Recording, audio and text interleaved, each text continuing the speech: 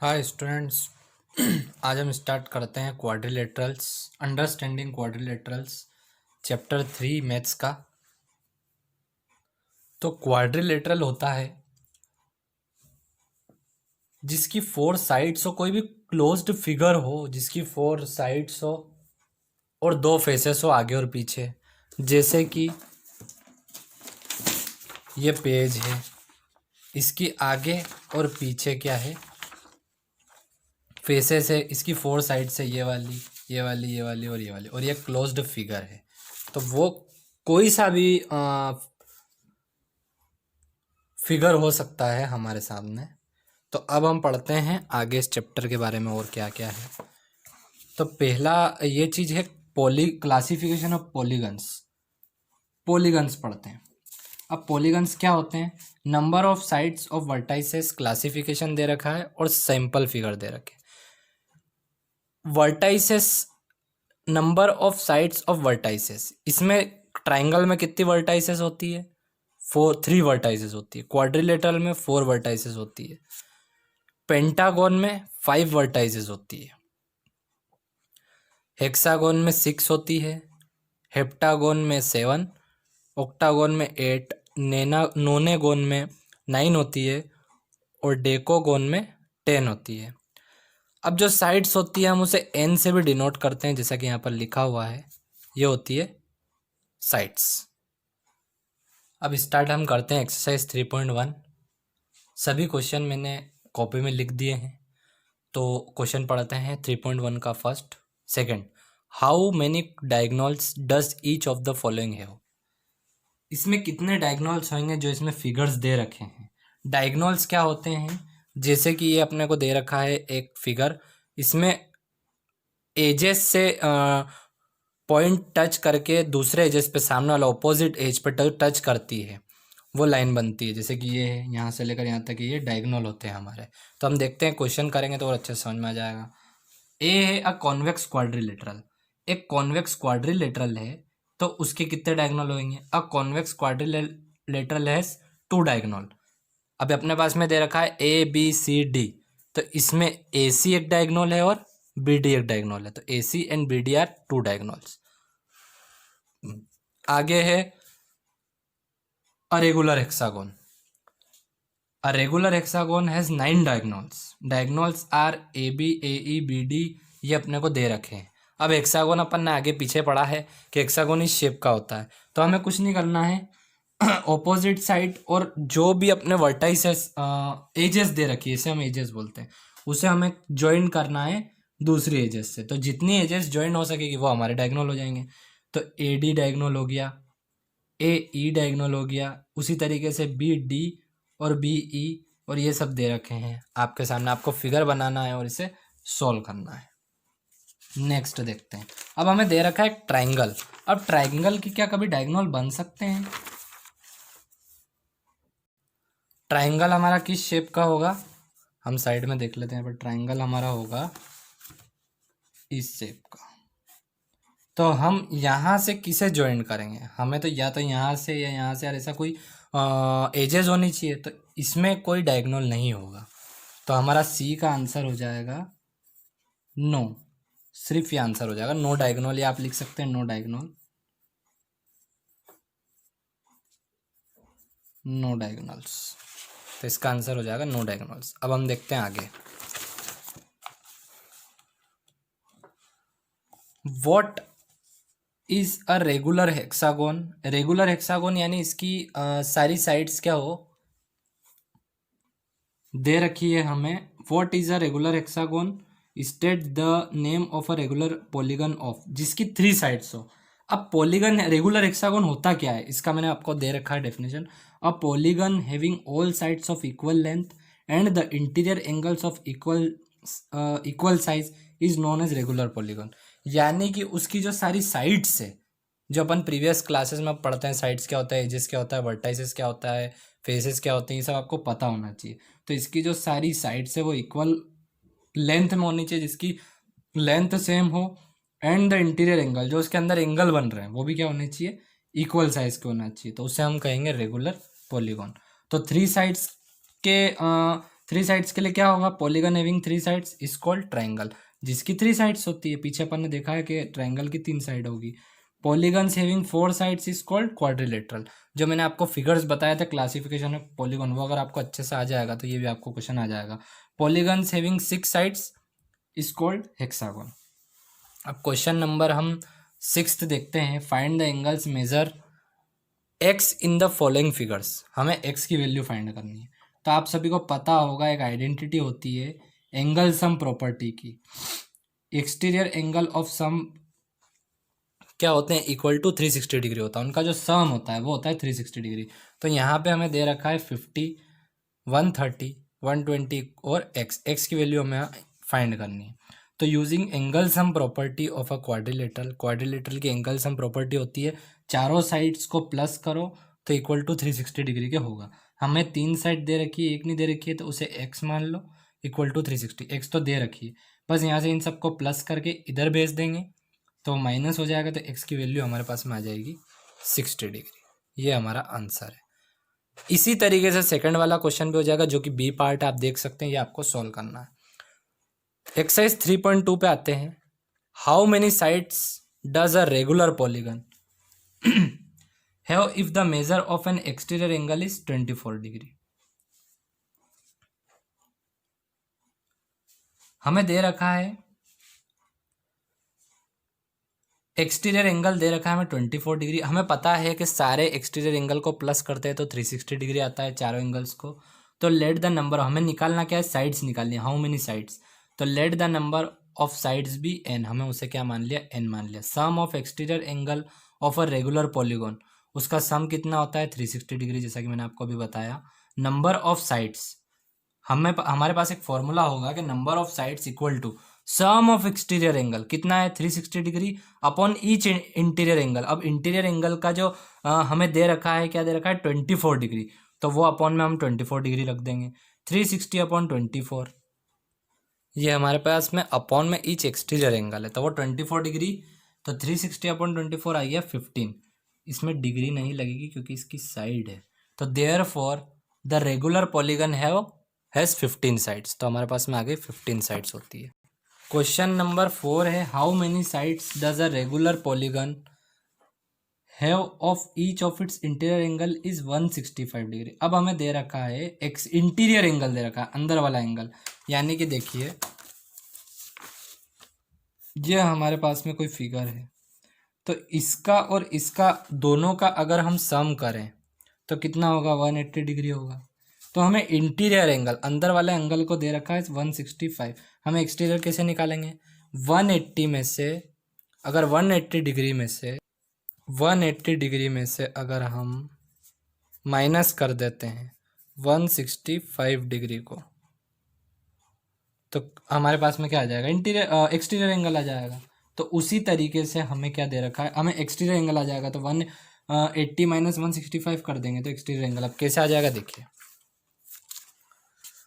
Exterior angle 180 minus 165 15 degree. तो exterior angle हमारे पास में कितना दे रखा है 15 degree. Sum of exterior angle की फिर से प्रॉपर्टी लगा देंगे, उसी तरीके से सोल्व हो जाएगा। Number of side sum of exterior angle upon each of interior angle, तो आ जाएगा हमारे पास 24।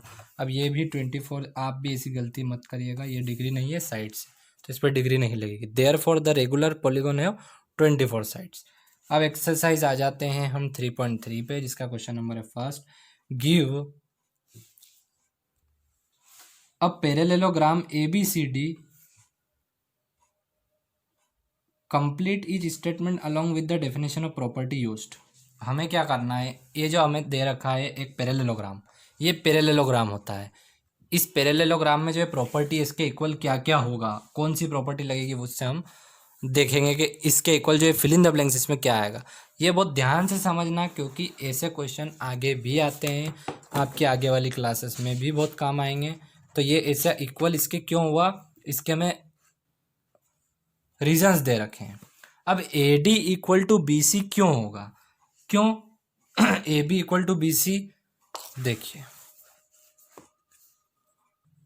वही फिगर जो कॉपी में दे रखा है मैंने आपके लिए इधर बना दिया ताकि हमें बार बार कॉपी एडजस्ट नहीं करनी पड़े। तो AB इक्वल टू BC क्या होगा, since opposite sides of parallelogram are equal. Opposite side जो होती है पैरेललोग्राम की वो हमेशा क्या होती है, इक्वल होती है, जैसे कि स्क्वायर की होती है। अब angle D C B equal to angle D A B कैसे होगा, angle D C B equal to angle D A B. आप देख सकते हैं since opposite angle of parallelogram are equal, तो पैरेललोग्राम के ऑपोजिट एंगल भी जो होते हैं वो क्या होते हैं, इक्वल होते हैं। उसके बाद में ओ ए इक्वल टू ओ सी होगा, ये हमारे पास में दे रखा है ओ ए इक्वल टू ओ सी। क्यों होगा equal, since diagonals of a parallelogram bisect each other, क्योंकि जो डायगोनल है वो बाइसेक्ट करे ईच अदर, तो वो दोनों क्या होंगे, इक्वल होंगे। Measure angle D A B plus measure angle C D A equal to 180 degree, तो ये 180 डिग्री होगा। क्यों होगा 180 डिग्री, क्योंकि जो एडजेसेंट एंगल होते हैं एक लाइन पे, जैसे कि एक लाइन पे एंगल बन रहे हैं ना हमारे पास में ए और डी, ए और डी, तो ये वाला जो एंगल है ये एडजेसेंट एंगल है। क्यों, क्योंकि एक लाइन पे बन रहा है। तो adjacent angle in a parallelogram are supplementary angle, और उन्हें हम दो एंगल जो मिलके बनते हैं उन्हें हम कहते हैं सप्लीमेंट्री एंगल। तो ये यहाँ पर हमारा होता है खत्म। अब बढ़ते हैं आगे। Consider the following parallelogram, find the value of the unknown x y z. हमें एक्स वाई जेड फाइंड करना है। अब जैसा कि मैंने आपको पीछे बताया, जो आप एडजेसेंट एंगल वाली प्रॉपर्टी है, ये हमेशा आपको ये सब चीज़ें याद रखनी पड़ेगी, उसी से आगे सम सॉल्व होंगे। ये हमें फिगर दे रखा है, इसमें हमने नाम नहीं दिया तो हम नाम दे देते हैं ए बी सी डी। ये दे रखे हैं आपके पास में ए बी सी डी। तो angle B plus angle C equal to 180 degree होगा या नहीं होगा, क्यों होगा, angle B plus angle C, ये दे रखा है आपको angle B plus angle C. Adjacent angle in a parallelogram are supplementary, उस वजह से ये 180 डिग्री होगा। अब सी तो हमें दे रखा है एक्स और बी हमें दे रखा है 100। 100 को हम वैल्यू रखेंगे, 100 को उधर ले जाएंगे तो वो हो जाएगा 180 माइनस 100, तो एक्स की वैल्यू हमारे पास में आ जाएगी 80 डिग्री। एक्स की अगर 80 डिग्री होगी तो जेड की भी क्या होगी, 80 डिग्री होगी। क्यों, क्योंकि हमने ऊपर देखा है since opposite angle of a parallelogram are equal. यहाँ पर आपको पैरेललोग्राम इस तरीके से लिखा है, पर आपको पूरा पैरेललोग्राम की स्पेलिंग ऐसी ही लिखनी है।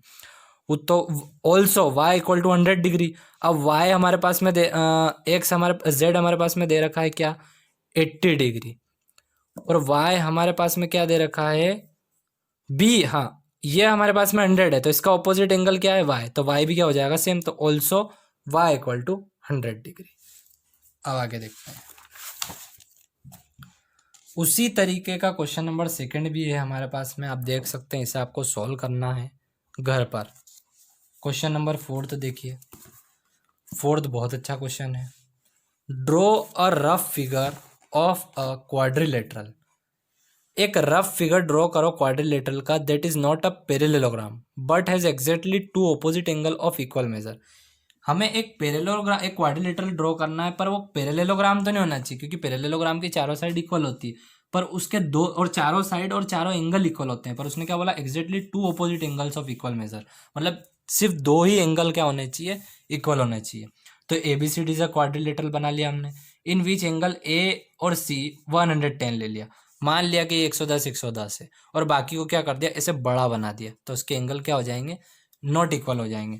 यानी कि ये दोनों साइड इक्वल है और ये वाली साइड इक्वल है, ये 110 डिग्री और ये 110 डिग्री, पर ये नहीं है इक्वल। तो ये इस तरीके का फिगर क्या हो जाएगा, therefore it is could be a kite, ये पतंग की तरह हमें दिख रहा है। तो ये कौन सा फिगर हो गया, ड्रॉ रफ फिगर हमने बनाया, तो कौन सा फिगर हो गया, a kite.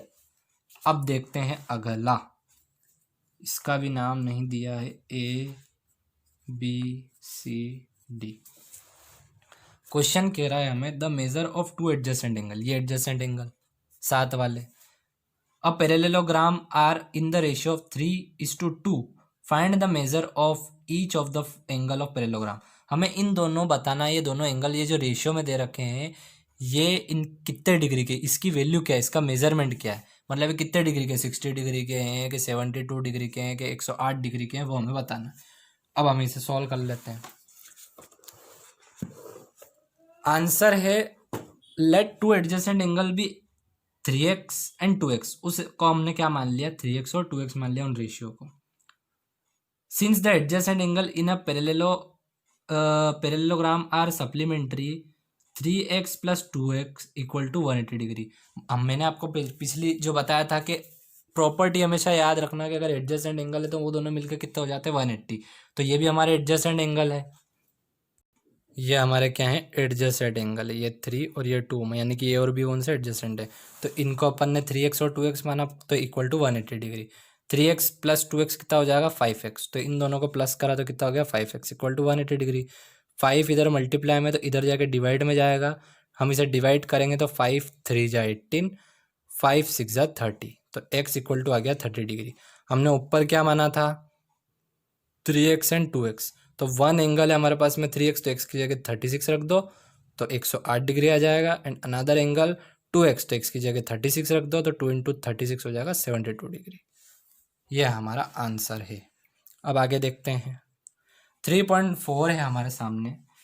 Identify all the quadrilateral that have 4 sides of equal length, जिसकी 4 साइड्स क्या हो इक्वल हो, 4 राइट एंगल्स, और जिसमें क्या हो 4 राइट एंगल हो।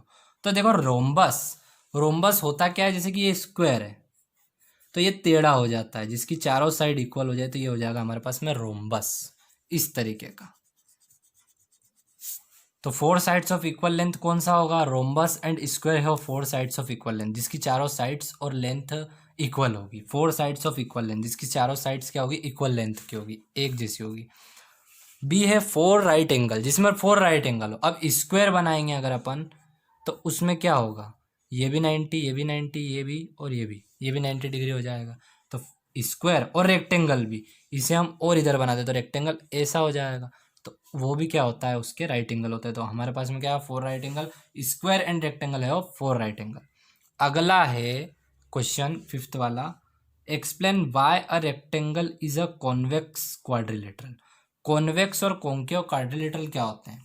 अभी सिर्फ आप कॉन्वेक्स देखिए, कॉन्वेक्स क्वाड्रिलेटरल वो होते हैं जिनके डायगोनल फिगर के अंदर बने, यानी कि जैसे कि ये वाला क्वेश्चन था, अगर इसमें डायगोनल होते हैं, जैसे कि हमने चैप्टर की शुरुआत में क्वेश्चन करा था ये वाला, तो जिसके डायगोनल इस फिगर के अंदर हो, यहाँ से यहाँ, यहाँ से यहाँ, बाहर ना बने। मान लो कि अगर ये फिगर ऐसा होता, इसके ऐसा और हो जाता, तो इसका डायगोनल यहाँ पे बन जाता है एक और, तो ये बाहर वाला हो जाता, तो उसे हम कहते हैं कॉन्केव वाला।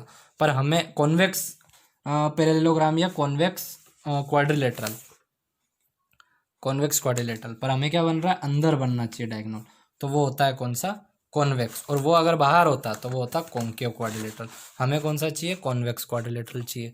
तो a rectangle is a convex quadrilateral, तो रेक्टेंगल है जो कि क्या है कॉन्वेक्स क्वाड्रिलेटरल है। क्यों, क्योंकि both of diagonal lies in interior, interior angle में उसके डायगोनल बनते हैं, जैसा कि अभी अपन ने देखा इंटीरियर एंगल में, ये इंटीरियर, तो उसके डायगोनल का बन रहा है इंटीरियर एंगल में। सो देयरफॉर इस वजह से वो क्या होगा इसके कॉन्वेक्स क्वाड्रिलेटरल होगा हमारा रेक्टेंगल। तो रेक्टेंगल हमारा क्या हो जाएगा कॉन्वेक्स क्वाड्रिलेटरल। आई होप आपको ये चैप्टर समझ में आया होगा। मिलते हैं नेक्स्ट चैप्टर में।